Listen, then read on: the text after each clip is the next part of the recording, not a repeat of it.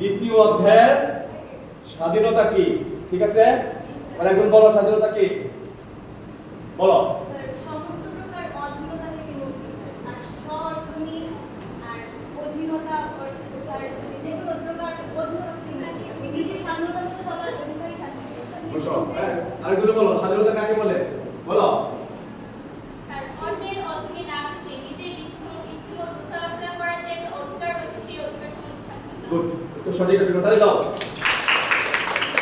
আসলে স্বাধীনতা বিহীন পৃথিবীর কোনো জাতি থাকতে পারে না। পৃথিবীর প্রায় সকল জাতি স্বাধীনতা চায়। যেমন কাশ্মীরের মানুষ রক্ত দিচ্ছে স্বাধীনতার জন্য, ইউক্রেনের যুদ্ধ হচ্ছে স্বাধীনতার জন্য, ফিলিস্তিনের যুদ্ধ হচ্ছে স্বাধীনতার জন্য। স্বাধীনভাবে থাকার জন্য রক্ত দিতে প্রস্তুত, জীবন দিতে প্রস্তুত, কিন্তু পরাধীনভাবে থাকতে কেউ ইভেন বনের পাখিও পরাধীনতা মানতে চায় না। একটা পাখি যদি তুমি একটা ঘরের ভিতরে খাঁচায় বন্দি করো, যত ভালো ভালো খাবারই দাও, সে যখন সুযোগ পাবে তখনই কেন সে মুক্ত বিহঙ্গের মতো থাকতে চায়। কি আমাদের ইনঅগ্রেশন কি সেও 60% স্বাধীনতা এখন ভোগ করছে না, 40% সে পরাধীন। যা হোক আমরা দোয়া করি সে যেন কি আরো বেশি স্বাধীনতা। বসো, কবি আমাদের বাংলাদেশের একটা বিখ্যাত কবি শামসুর রহমান স্বাধীনতা নিয়ে একটি কবিতা লিখেছেন। স্বাধীনতা তুমি কি রবি ঠাকুরের অজর কবিতার অবিনাশী গান। সুতরাং স্বাধীনতা প্রত্যেকটা জাতির কি বড় চাওয়া, মৌলিক অধিকার। আসো আমরা কেন স্বাধীনতা বলো, বলো একজন বলো কেন স্বাধীনতা বলো। হ্যাঁ, আমরা সকল বৈষম্যের ঊর্ধ্বে গিয়ে সাম্য, মৈত্রী এবং নিজেদের অধিকার সম্পন্ন একটি রাষ্ট্র কর্তৃক স্বাধীনতা চেয়েছি। স্বাধীনতা আরেকজন বলবা। আমরা স্বাধীনতা চেয়েছিলাম প্রথম, কিন্তু আমরা 47-এ স্বাধীন হয়েছি।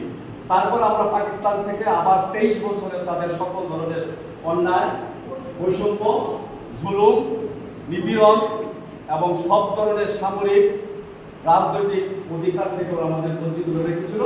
এই জন্য আমরা আবার স্বাধীনতা চেয়েছি।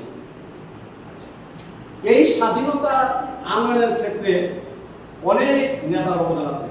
তার মধ্যে মৌলানা ভাসানী, বঙ্গবন্ধু শেখ মুজিবুর রহমান, সোহরাওয়ার্দী, আরো অনেক নেতারা আছেন। তার মধ্যে বেশি ভূমিকা রেখেছেন বঙ্গবন্ধু শেখ মুজিবুর রহমান। তিনি একজন উদীয়মান এবং তরুণ একজন নেতা ছিলেন। তার ভূমিকাটা অনেক বড়। তিনি এই দেশের স্বাধীনতার জন্য 12 বছর জেল খেটেছেন বিভিন্ন সময়। সুতরাং ওনার অবদানটা কম নয়। উনি এক পর্যায়ে স্বাধীনতার একটা আন্দোলন ধাপ, অনেকগুলো ধাপ অতিক্রম করেছেন। ধাপগুলি যখন শেষ হওয়ার পর শেষ ধাপে গিয়ে তিনি 7 মাস যখন আন্দোলন হলো, আন্দোলনের পর এক পর্যায়ে আইয়ুব খান যিনি স্বৈরশাসক, তিনি 69 গণ অভ্যুত্থানের পতন হয়েছে। এবং সেই গণ অভ্যুত্থানের মূল নায়কের নাম কি কেউ জানো? 69 গণ অভ্যুত্থান মানে পুরা যখন আন্দোলন চলছে গণতন্ত্রের জন্য, বৈষম্যের বিরুদ্ধের জন্য, তখন 69 সালে একটা গণ অভ্যুত্থান হয়েছে। এই 5ই আগস্টের চেয়ে একটু কম হয়েছে। সেখানে আসাদ নামে একটি শহীদ হন, তার বাড়িও নসিব। তার বাড়িও ওই অভ্যুত্থানের পরে 70-এ নির্বাচন হলো। সেই নির্বাচনে কিন্তু পশ্চিমারা দেখলো যে বঙ্গবন্ধুর নেতৃত্বে কি হয়েছে, অনেকগুলো আসন পেয়ে গেছে, উনি প্রধানমন্ত্রী হতে যাচ্ছে, কিন্তু তার হাতে ক্ষমতা দেওয়া হয়নি। তার ওখানে কালমালা করছে বঙ্গবন্ধু পুরো দেশের প্রধানমন্ত্রী হয়ে যাবে। ওইদিকে ভুট্টো সাহেব বলেন যে আমি পশ্চিম পাকিস্তানে কি হয়েছি, উইনার হয়েছি, আর উনি পূর্ব পাকিস্তানে উইনার হয়েছে, আমাকেও প্রধানমন্ত্রী একটা পদ দেওয়া হবে। দুই দিকে দুই প্রধানমন্ত্রী, উদ্ভট। তখনই আমাদের জনগণ খেপে গেলেন এবং তাল ভাঙার জন্য বঙ্গবন্ধু রেসকোর্স ময়দানে, যেটা বর্তমানে সোহরাওয়ার্দী অবস্থান, ওখানে তিনি কি করলেন, এক সমাবেশ ডাকলেন। সেই সমাবেশে 10 লক্ষ জনতা উপস্থিত ছিল এবং সেখানে তিনি একটি অনলবর্ষী বক্তব্য রেখেছেন। সেটার নাম কি? ভাষণ।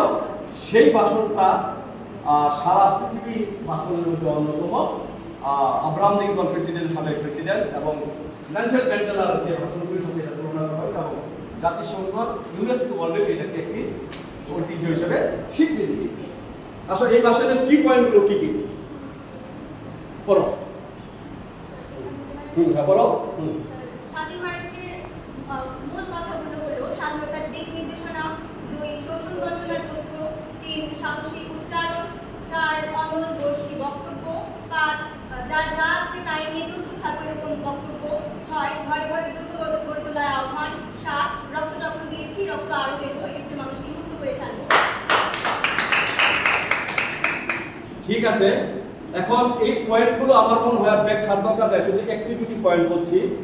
বঙ্গবন্ধু ওই বক্তব্যটা দিয়েছিলেন লিখিত নয়, এবং ওখানে তিনি এমনভাবে কথাগুলি বলেছিলেন প্রতিটি মানুষের হৃদয়কে ছুঁয়ে গিয়েছিল, এবং তিনি বলেছিলেন তোমাদের যার যা আছে তাই নিয়ে প্রস্তুত থাকো। তার মানে আগামী দিন বড় একটা কি ঝড় আসছে। পরে কি বলছে, ঘরে ঘরে দুর্গ করে, মানে প্রত্যেকটা ঘরে হবে একটা সৈনিকের আবাস। রক্ত যখন দিয়েছে, মানে আগে অনেক রক্ত দিয়েছে, আরো দেশকে ছাড়বো শেষে কিন্তু ইনশাআল্লাহ বলেছে। তাহলে বোঝা গেল বঙ্গবন্ধু ধার্মিক ব্যক্তি ছিলেন। ইনশাআল্লাহ তারা বলে যারা মোটামুটি ভাবে ধর্মকে চর্চা করে, সুতরাং উনি প্রত্যেকটা কথা ইনশাআল্লাহ ছিল। এবার আসো আমরা তাৎপর্য পয়েন্টগুলো কি কি। 7ই মার্চের তাৎপর্য: 1 পশ্চিমাদের চূড়ান্ত সংকেত, 2 যুবনেতা 3 ঐতিহ্য। অর্থাৎ এইটাকে এই ভাষণের পরে বঙ্গবন্ধু আর একেবারে আনপ্যারালাল একজন নেতা হয়ে গেলেন, এবং সারা বাংলাদেশে ঘরে ঘরে বঙ্গবন্ধুর নাম পৌঁছে গেল, এবং পশ্চিমাদের বলে দিলেন কে গুড বাই গুড বাই। এরপরে এটা আমাদের যতদিন বাংলাদেশ থাকবে, পদ্মা মেঘনা যমুনা নদী পানি প্রবাহিত হবে, ততদিন পর্যন্ত 7ই মার্চের ভাষণ নিপীড়িত নির্যাতিত স্বাধীনতাকে বঞ্চিত মানুষকে অনুপ্রেরণা দিবে, উৎসাহ দিবে, এবং জাতির বিনির্মাণে কাজ করবে। এখন দেখো পরবর্তী পর্যায়ে এই ভাষণের এই ধারাবাহিকতা কিন্তু আমাদের আবার কি, আমরা স্বাধীনতার 53 বছর পর আমাদের দেশে যেই জন্য স্বাধীন হয়েছিলাম সে কি, সেই বৈষম্য, সেই অধিকার বঞ্চিত, সেই আবার আগের সেই প্রেক্ষাপট। তারপর সর্বশেষ আমাদের ছাত্ররা কি করলেন, মাঠে নামলেন এবং অধিকার আদায়ের জন্য তারা রক্ত দিলেন। আমরা আবার কারো কারোর মধ্যে দ্বিতীয় স্বাধীনতা পেয়েছি। কেউ বলছে এটাকে বিপ্লব, কেউ বলছে দ্বিতীয় স্বাধীনতা, কেউ বলছে গণ অভ্যুত্থান। যদি গণ অভ্যুত্থান হয় তাহলে পৃথিবীর ইতিহাসে এটা সেরা গণ অভ্যুত্থান। এত মানুষ এক নাগারে ওই দিকে ঢাকা শহরে 1.5 কোটি মানুষ নেমে গেছে। আমরা 5ই আগস্ট 71-এর চেতনা লালন করবো। এরপর আমরা সুন্দর একটা বাংলাদেশ নিয়ে যাবো। ঠিক আছে, থ্যাংক ইউ।